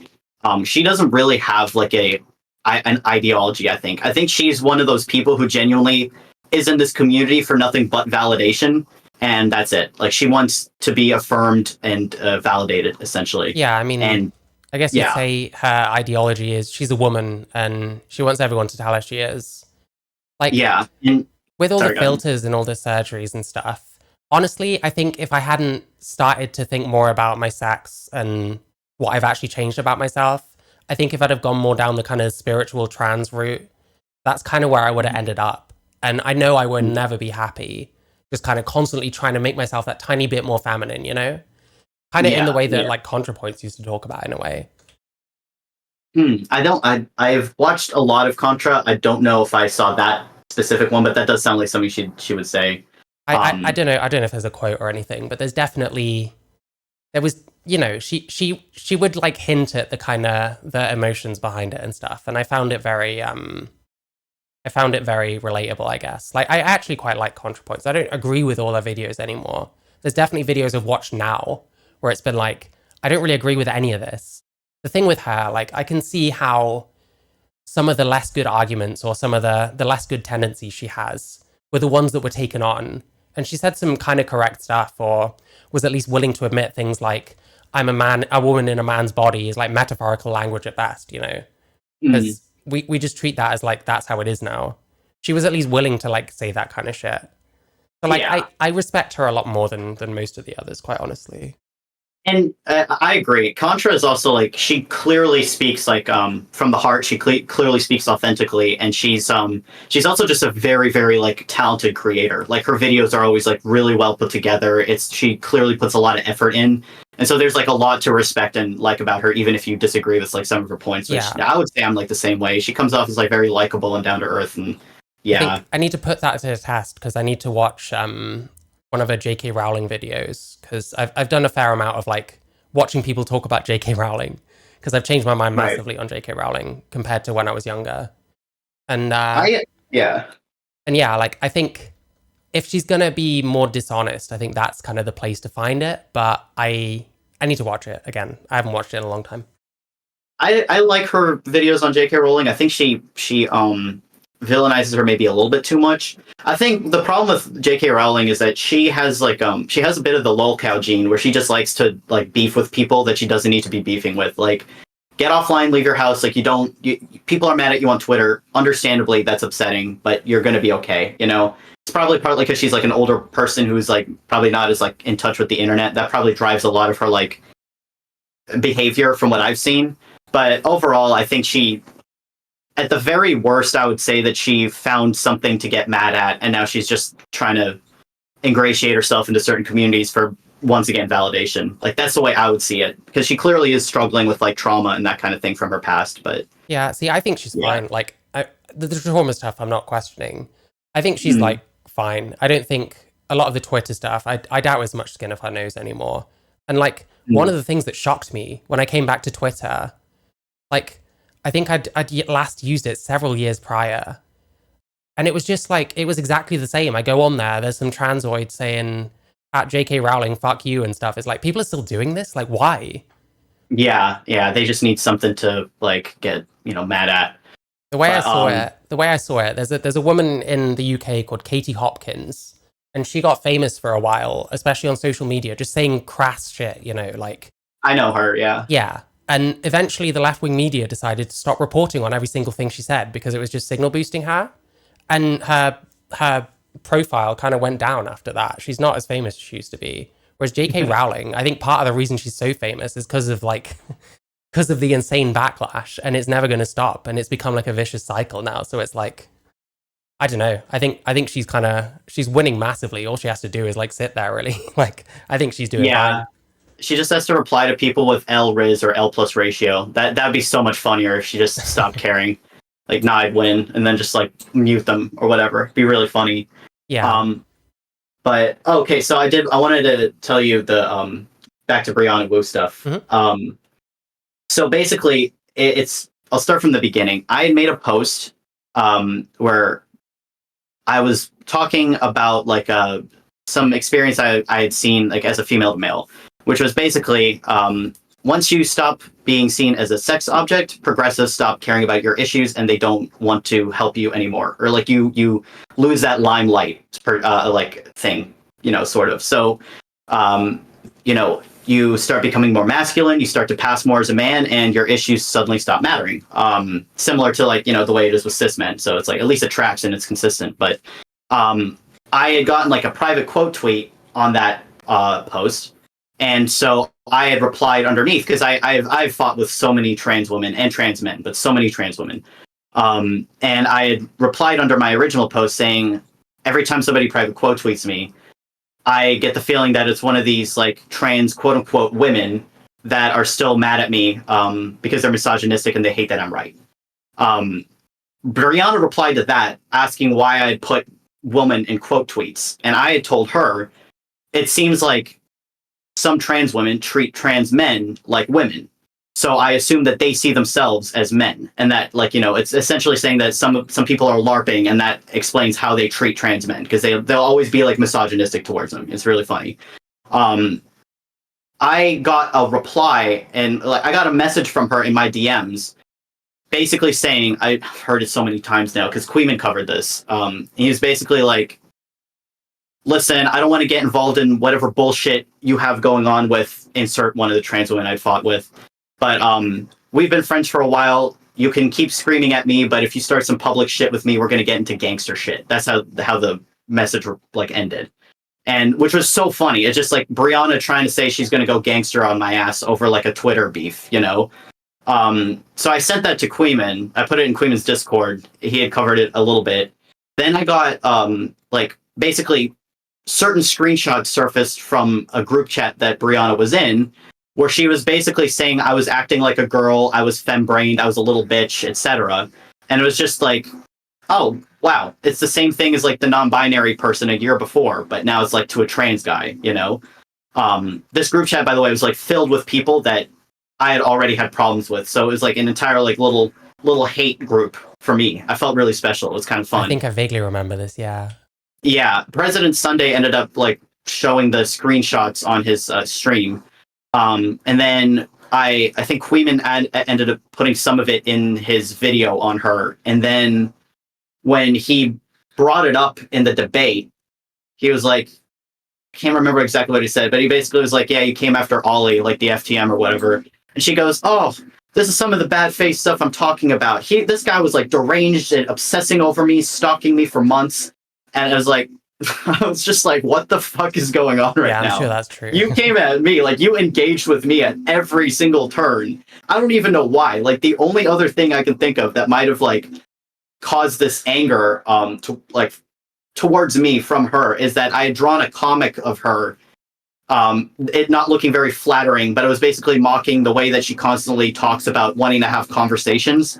And that's the only conversation she'll ever have. Yeah, this shit drives me up the wall, by the way, the fact that she still does that. Oh yeah, I think I highlighted it when we were exchanging DMs. Yeah. So like that was, I think that's the only other thing that I've done that could have probably pissed her off, in which case it's like, you know, fair.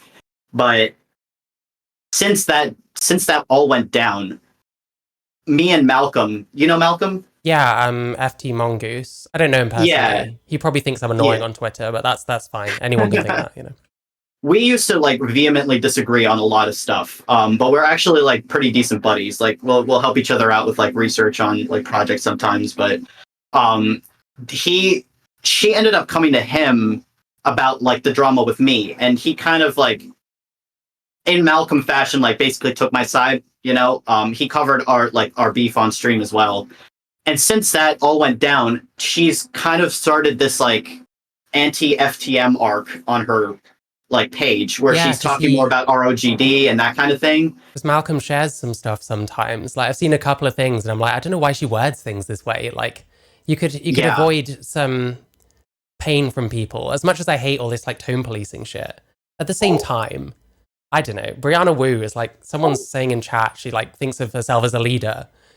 Like she sets a terrible example, you know, like the way she acts on Twitter, it's like, it's mad. She's like 47 or something. I just find it bizarre. Yeah, it's genuinely deranged behavior. Like the more I've seen from her, the more I realize like this person is just on autopilot, you know, going through every single dysfunctional behavior they go through, like on a cycle level, you know. Like I feel like there's a schedule like on which she'll put out a tweet, and it's like I feel like you've already put this out. It's like, are you an AI or something? I don't know. It's like bizarre. Yeah, like hear me out. Like the amount of times she starts a post with "hear me out" or like real talk. You know, it's like I don't even think she realizes that she's repeating these behaviors. You know, it's like fascinating. But real talk, you guys, like wings. Yeah, yeah, like every single time. It's like how many real talks can we have? Like over the same topics. But yeah, so it was very interesting for me to start seeing her like hang out with Buck Angel and start this like weird anti-FTM thing. I commented on the Dollcast Twitter page at one point saying, because she had posted something that was just like the most AGP sounding thing I've ever heard. So I commented that. Next thing I know, she's tagging Buck Angel under one of my other posts that didn't even have anything to do with this. And Buck Angel's now like talking down to me, telling me like, oh, she doesn't need to be covering trans male issues, just like we don't need to be covering trans woman issues. Like let's just stick to our own. I was like, I don't know, this weird exclusion of like trans men when trans women, hate to say it, kind of own or like dominate the narrative in trans spaces, at least from my experience. Like they seem to have more voices and more platforms. It just seems weird to purposely leave out a group that doesn't get as much of a voice, if that makes sense. You know? I guess like the trans woman community is a bit more established because obviously it used to be that there was more trans women than trans men, and around the time I started transitioning, actually, was when it started flipping. And like Brianna's been around a long time. Like I think that's probably mostly she just uses the fact that she's been here a long time and she has money, I guess. I'm not sure. Like I don't know her personally or anything, but like I don't know. Something's very concerning. I just don't like people that lie that much. And it's the same, I'd have a lot less issues with like trans communities and like trans ideology and stuff if there wasn't so much lying, Yeah, for sure. The lying is definitely like unhinged. Do you think that like male privilege, I guess, could have something to do with trans women having like more voices and that kind of thing, or even just like the interest leaning towards trans women as far as research goes? I don't like using that argument very often. I hate the male privilege thing 90% of the time, but I don't know if I'd say male privilege. Maybe men tend to push themselves across harder in some ways. I'm not sure. It's probably a similar reason as to why there's a lot more male figures in like certain other things.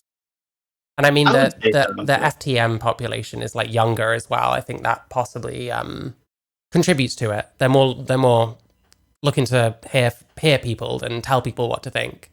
And there's plenty of people out there that will tell you what to think if you want them to. So no, that's definitely... I'm not sure really. Like I don't think examining privilege is useless, but what with intersectionality and everything, I tend to avoid it as best I can, I guess.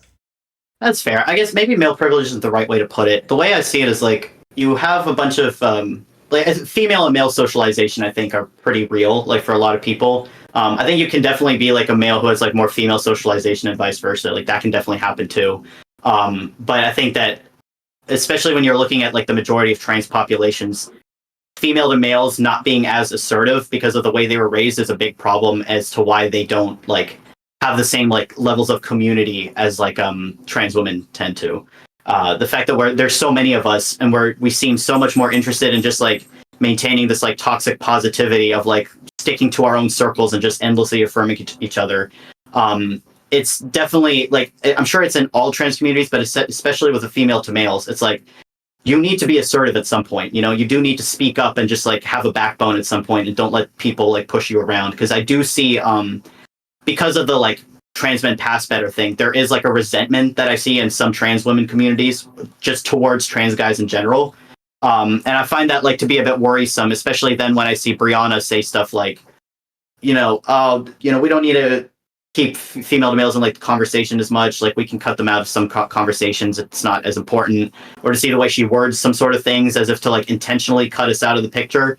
It's like if that sentiment grows and trans rights do become like a risk, like we do risk losing them in America, like we would be first on the chopping block, because between writing you off as a hysterical female and then all this other stuff from within my own community, or like the trans community, I guess I should say, it's like that kind of mentality growing does worry me. But I think that's like something that both sides are responsible for fostering. I don't think that's like evil trans women type thing. Yeah, I don't know if I agree. Like it might play out that way. Ultimately, we're speculating or whatever. But like the trans women tend to be the bigger problem. Like people notice like the trans women that are just not passing, or like they're trying to, but they look ridiculous. People notice the things when it comes to like where trans and women's rights like clash. Like I think that's true. The trans women are more objectionable in some ways. They usually don't pass as well. I think they're the ones that are like noticeable.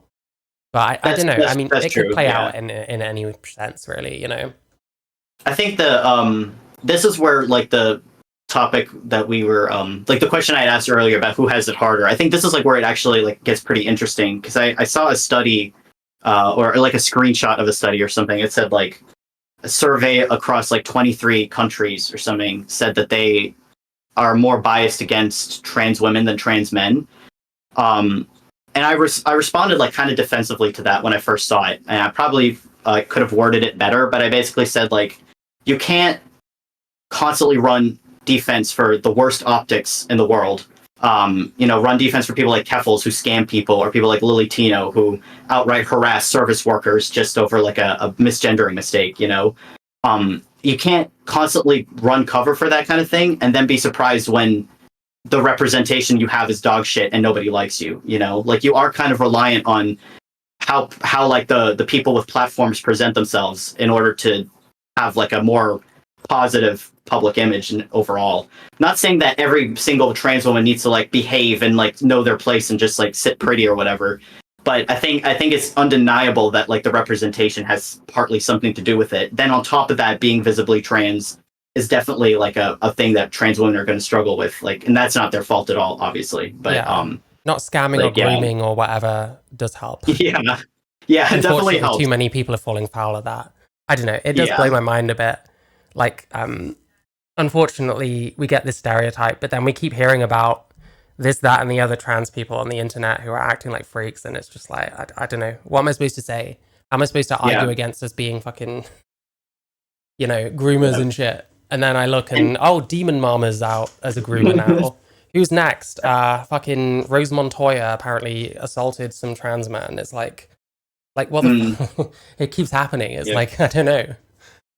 Yeah, it's ridiculous. And it's hard for me to say anything about it because I just get written off as like a trans misogynist, which do you have any idea what that term means, trans misogyny? I feel like it's just when you criticize a trans woman. That's how I most often see it used. Yeah, it seems to be. Okay. Because I feel like at some point you should just call it misogyny. I'm sure trans women deal with like aspects of misogyny, absolutely. I'm not going to deny that, but I don't know why you add trans on top of that. It feels like that would be invalidating. I think intersectionality, it's like, well, there's intersections of these oppressed groups, Like, I think that's the main thing, to be honest. It's like the misogynoir thing. Misogynoir, yeah. But yeah, no, I don't know. I think I forgot what I was going to say. Sorry, but that's okay. The one other thing is that I would say that you tend to get slightly better attitudes towards lesbians than like gay men. I think maybe there's a bit of the same thing happening to an extent. How do you mean? Well, like, you'll get like stereotypical straight guys, and I'm not generalizing here. You'll get people who will be like, I'm cool with lesbians because it's hot, but like gay males like really, really rubs me the wrong way.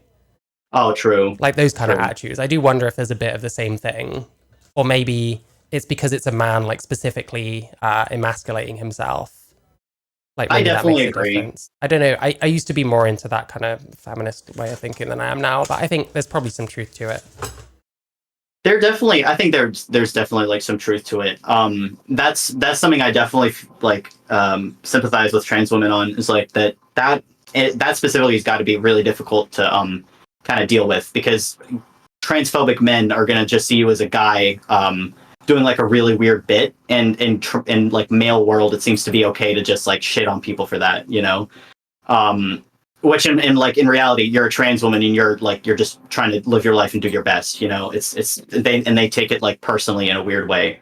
I definitely don't deal with that. I am surprised at what I have had to deal with, but I think as far as like hostility from men, it's going to come more from the fact that my partner is a male, like because then we're just going to look like a gay couple, Yeah, I mean, honestly, I think the kind of hostility I've generally experienced have been from the kind of people who most likely, if they saw a black guy instead of me, they'd be being racist to him, Like, I'll get people shout things out of car windows, like, they're probably just like dickheads anyway.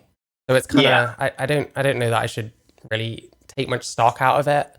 And I've not been like assaulted or anything. I think what helped, I worked in somewhere called Weatherspoon, which is like a chain of pubs in the UK that sells like cheap beer and stuff.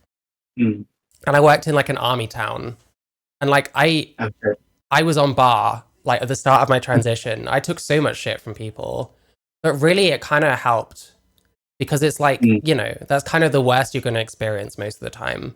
Like, yeah, you know, Yeah. things like violence like happens. I haven't had it happen to me, and I guess I'm lucky in that respect. But really, you know, someone like misgenders me on the internet, it's not the end of the world. You know what I mean? Like, I've had people call me a tranny to my face. You know, it's like, it's fine. Right. Like, you know, Yeah, it's really not as really bad not as we that act. You difficult. know.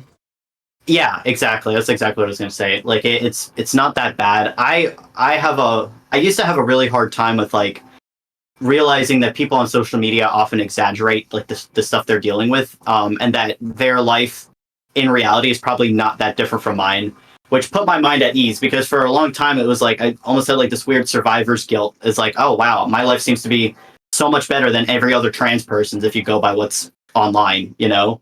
But I definitely agree that dealing with some shit like it toughens you up and kind of gets you used to dealing with dickheads, like you said. Um, it's funny, like I think I was in Spicy Chat for a little bit, and now like I said, I usually hang out in Queen's Discord. I'm sure you're familiar with Stylo. He used to give me like shit for being like trans or whatever, and I don't think he realizes that I genuinely found it really funny. Like he's a funny person, and the shit he was saying was really funny.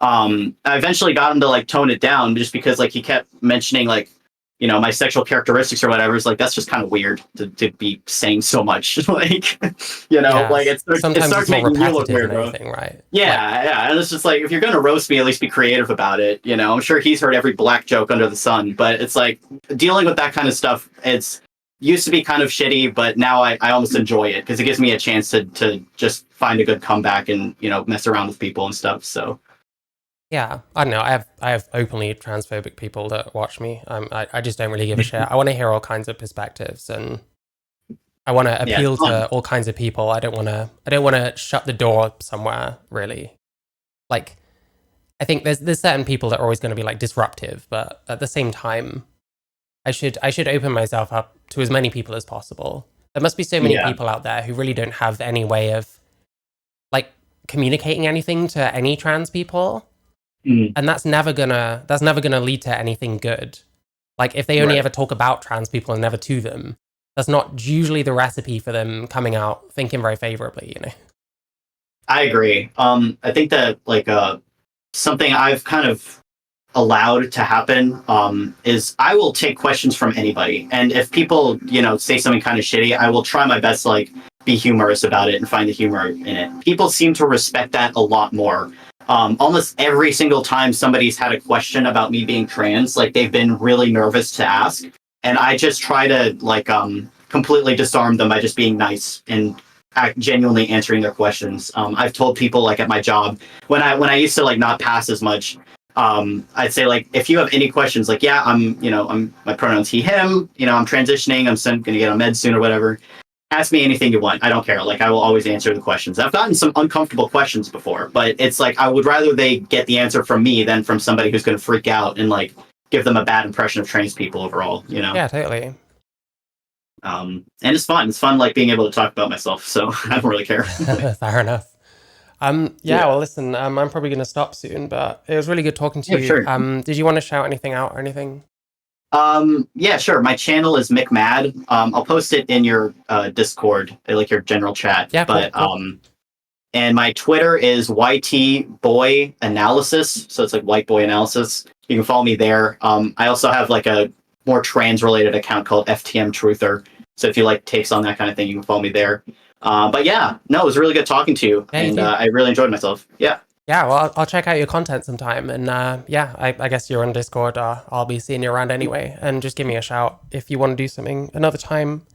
I'm Yeah, sounds around great. whenever. So really, people just have to like give me a subject and a vague idea when they're around. So yeah. Cool deal. I sure will. And keep up the content. It's really entertaining. You're good at Thank what you. you do. I'm glad you're enjoying. Thanks for watching. Yeah, All right. absolutely. I'll see you. Have a good one. Bye.